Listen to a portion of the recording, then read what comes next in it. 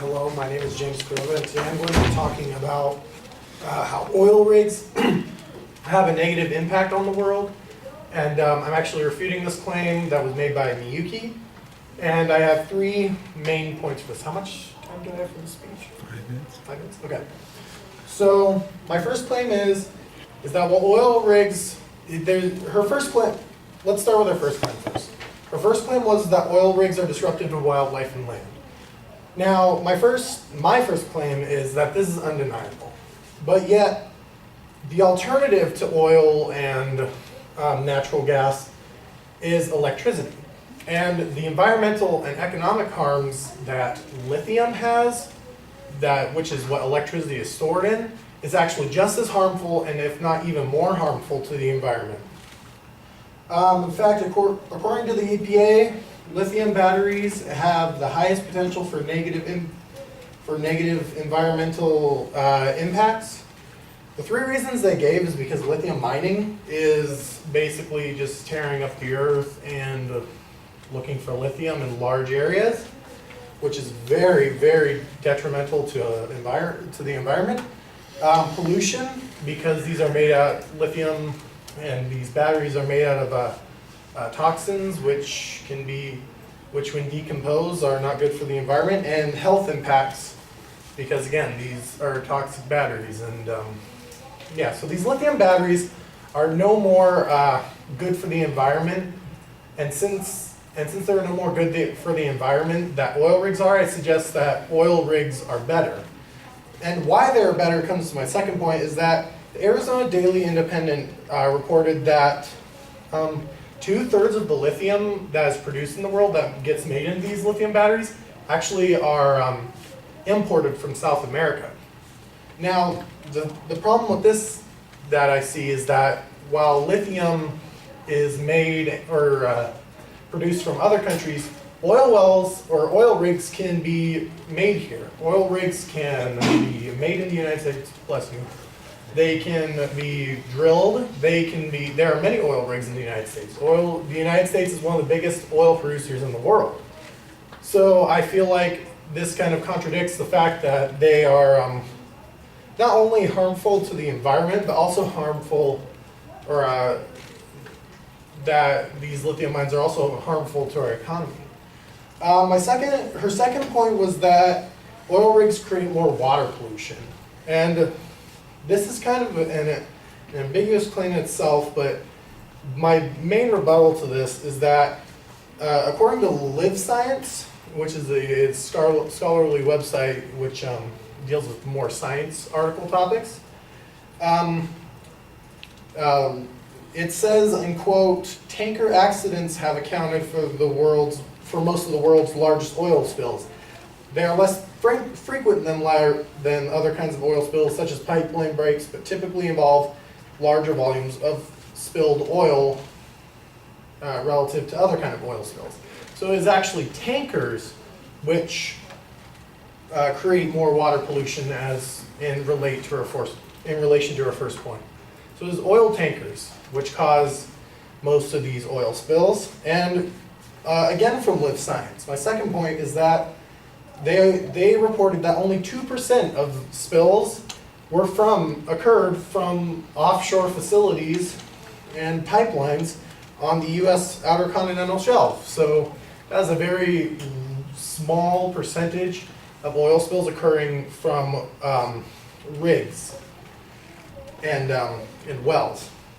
And the only evidence that she gave to this claim was the specific example of the Deepwater Horizon incident in 2010, where the British Petroleum oil rig Deepwater Horizon spilled millions of gallons of oil into the Gulf of Mexico. But as you can see, this is kind of a circumstantial kind of evidence. It represents one rig in the entire fleet of rigs on the United States coastline and in the United States. My third point her third point was that oil rigs create more air pollution.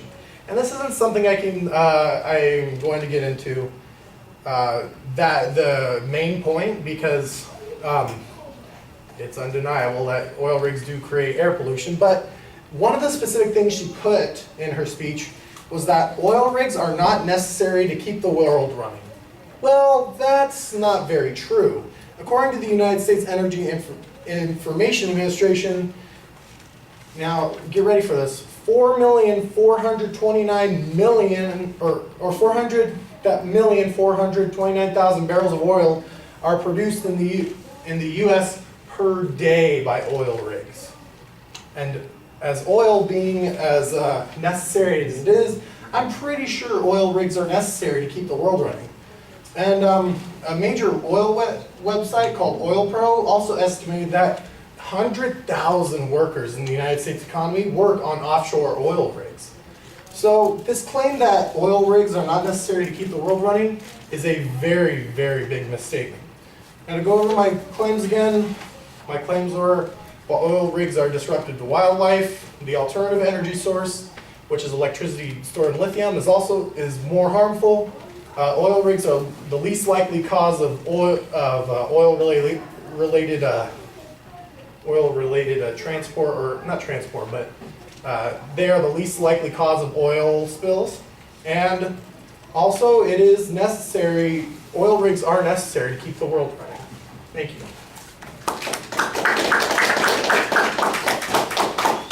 Thank you.